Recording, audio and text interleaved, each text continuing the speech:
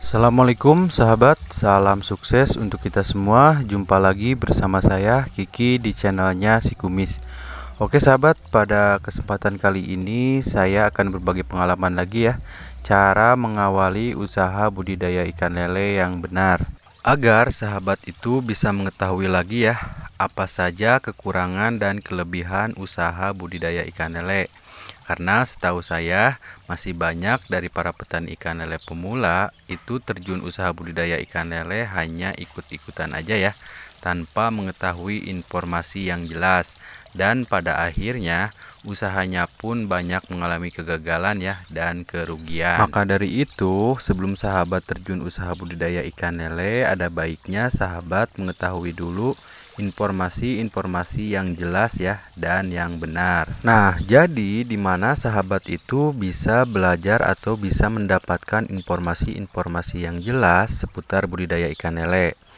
Nah, kalau menurut pengalaman saya, poin yang pertama, sahabat bisa belajar usaha budidaya ikan lele itu bisa dari membeli buku perikanan ya. Karena di situ juga atau di pasaran juga banyak sekali buku perikanan. Yang kedua, sahabat juga bisa belajar dari Dinas Perikanan ya. Itu juga sangat bagus. Tapi kalau menurut pengalaman saya di sini, poinnya yang terpenting yaitu sahabat harus belajar usaha budidaya ikan lele itu dari petani langsung ya, atau para petani ikan lele yang terlebih dahulu usaha budidaya ikan lele. Dan di situ sahabat pastikan ya, yang sahabat pelajari itu bahwa petani itu sudah mendapatkan hasil ya, intinya sudah sukses dan berjalan. Dan di situ sahabat bisa menanyakan langsung apa saja kekurangan dan kelebihan usaha budidaya ikan lele, dan resiko apa saja ketika sahabat mau mulai usaha budidaya ikan lele. Dan tidak hanya itu ya sahabat, sahabat juga harus menanyakan secara langsung ilmu dasar budidaya ikan lele. Nah, contohnya ilmu dasar budidaya ikan lele itu seperti dari pemilihan lahan untuk pembuatan kolam, mencari sumber airnya dari mana, cara pemberian pakannya gimana, cara perawatan lelenya nanti gimana, cara fermentasi airnya gimana. Itu sahabat harus tanyakan secara langsung ya, secara detail. Karena setahu saya juga di sini masih banyak dari para petani ikan lele pemula itu belajarnya sama petani lele pemula juga. Dan pada akhirnya usahanya pun banyak sekali mengalami kegagalan bahkan kerugian yang lumayan besar ya sahabat. Jadi saya sarankan buat sahabat, kalau sahabat mau belajar secara benar, secara serius dan berhasil, yaitu sahabat harus belajar sama para petani ikan lele itu yang sudah berhasil ataupun dia sudah menghasilkan dari budidaya ikan lelenya. Jadi intinya sahabat jangan belajar budidaya ikan lele sama orang yang baru belajar budidaya ikan lele. Dan kalau misalkan sahabat masih bingung mau belajar budidaya ikan lele kemana, itu jangan khawatir ya. Karena di channel Si Kumis juga di sini saya akan memberikan informasi yang sejelas-jelasnya ya mengenai usaha budidaya ikan lele dari segmen pembenihan, pembesaran, dan pendederan. Maka dari itu sebelum lanjut ke poin nomor 2, pastikan dulu tombol subscribe-nya sudah dipencet ya. Dan jangan lupa tekan like dan tombol loncengnya juga agar sahabat bisa belajar bareng-bareng dengan channel Si Kumis. Nah, untuk poin nomor 2 yang perlu sahabat ketahui sebelum sahabat budidaya ikan lele, yaitu sahabat harus memastikan dulu ya segmen mana yang sahabat mau budidayakan. Karena kalau menurut pengalaman saya di segmen budidaya ikan lele ini ada 3 bagian ya, dimana salah satunya ada segmen pembenihan, segmen pembesaran, dan segmen pendederan. Contohnya kalau misalkan sahabat mau usaha di segmen pembenihan, dimana segmen pembenihan itu adalah kita memijahkan indukan si betina dan indukan si pejantan itu bisa secara alami, bisa semi buatan ataupun buatan ya. Dan yang akan kita hasilkan atau yang akan kita dapatkan dari usaha ini yaitu kita akan menjual hasil dari anakan dari indukan tersebut ya, atau bisa dibilang bibitnya kita jual ke petani pembesaran. Nah, beda lagi kalau sahabat mau usaha budidaya ikan lelenya di segmen pembesaran, Dimana segmen pembesaran itu kita beli bibit dan kita akan besarkan di kolam kita ya sahabat. Lalu yang akan kita hasilkan atau yang akan kita dapatkan yaitu setelah ikan atau bibit itu menjadi konsumsi ya atau sudah bisa dijual. Nah, untuk penjualannya pun bisa dijual sendiri ataupun bisa melalui pengepul ya atau tengkulak. Nah, beda lagi kalau misalkan sahabat usahanya mau di segmen pendederan ya, dimana segmen pendederan itu contohnya kita itu membeli ukuran bibit ukuran 35 ya sahabat. Nah, setelah beberapa minggu kemudian kita di situ bisa jual lagi di ukuran misalkan 57 maupun 78. Nah, dari situlah kita bisa mendapatkan untung ataupun hasil dari usaha segmen pendederan.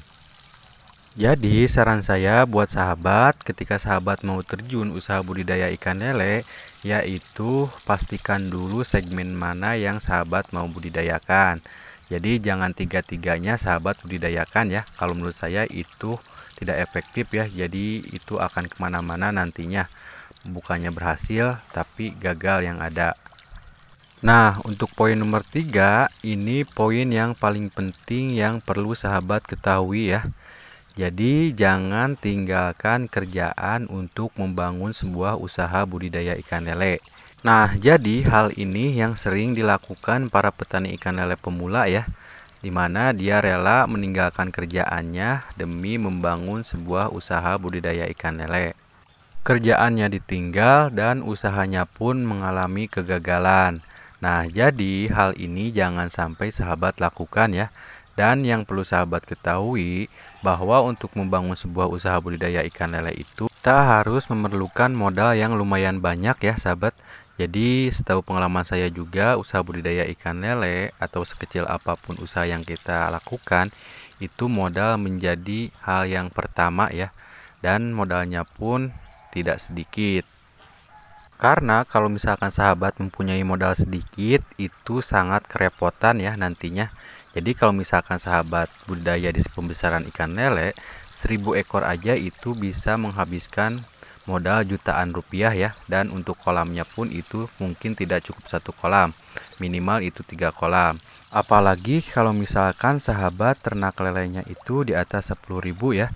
Misalnya sahabat ternak lele 20.000, 30.000, 50.000, itu otomatis dari biaya pakannya pun itu akan lebih besar lagi ya. Dari segi pembuatan kolamnya pun akan lebih banyak lagi. Nah, jadi itu artinya otomatis modal yang akan kita keluarkannya pun harus lebih banyak lagi. Karena menurut pengalaman saya di sini, kalau kita mau mendapatkan untung yang lebih besar lagi dari budidaya ikan lele, tentunya kita harus lebih banyak lagi ya mempeliharanya. Nah, kalau misalkan sahabat mempunyai modal sedikit, otomatis juga nanti keuntungannya pun itu akan sedikit lagi. Dan yang perlu sahabat ketahui juga bahwa usaha di budidaya ikan lele ini kita tidak akan bisa mendapatkan untung secara langsung ya. Misalkan sahabat sekarang memulai usaha budidaya ikan lele. Nah, waktu panen itu kalau menurut pengalaman saya tidak akan mungkin langsung mendapatkan untung. Karena menurut pengalaman saya juga di sini itu waktu saya awal memulai usaha budidaya ikan lele, untuk siklus pertama, siklus kedua ataupun siklus ketiga itu saya tidak mendapatkan untung sama sekali ya. Dan tidak hanya saya, mungkin para petani ikan lele yang lain juga itu pasti mengalami hal yang seperti itu. Dimana di masa-masa itu kita lagi merintis ya, lagi belajar. Jadi hal yang wajar kalau di masa-masa awal usaha budidaya ikan lele itu tidak mendapatkan untung sama sekali ya. Dan kita akan merasakan untung atau mendapatkan hasil dari budidaya ikan lele itu sekitar 4-5 siklus ke depan ya. Atau bisa dibilang itu 1 tahun ya sahabat. Di situ baru kita bisa mendapatkan untung dan bisa merasakan hasilnya. Jadi kenapa saya bilang tidak boleh tinggalkan kerjaan demi membangun sebuah usaha budidaya ikan lele? Yaitu yang pertama kita itu harus memerlukan modal yang lumayan banyak ya. Kalau kita mau benar-benar usaha budidaya ikan lele dan mau mendapatkan hasil dari budidaya ikan lele tersebut. Yang kedua, seperti yang saya tadi bilang, kita itu tidak akan mendapatkan hasil secara langsung ya dalam budidaya ikan lele. Intinya, jangan tinggalkan kerjaan sebelum usaha budidaya ikan lele kita itu bisa mendapatkan hasil ya, sahabat. Nah, untuk poin nomor 4, ini hal yang paling penting juga yang perlu sahabat ketahui ya. Jadi, sebelum sahabat terjun usaha budidaya ikan lele, ada baiknya sahabat mencari dulu pemasaran ikan lelenya ya. Entah itu pemasaran pembibitan maupun konsumsi. Karena kalau misalkan sahabat tidak mencari dulu pemasarannya kemana, nanti pas sahabat mau melakukan pemanenan itu pasti sahabat akan kerepotan ya, mau menjual hasil panennya kemana. Jadi beda lagi kalau misalkan sahabat mencari pemasarannya itu dari sekarang ya. Jadi pas sahabat melakukan pemanenan itu tidak akan kerepotan atau akan susah memasarkan hasil panen tersebut.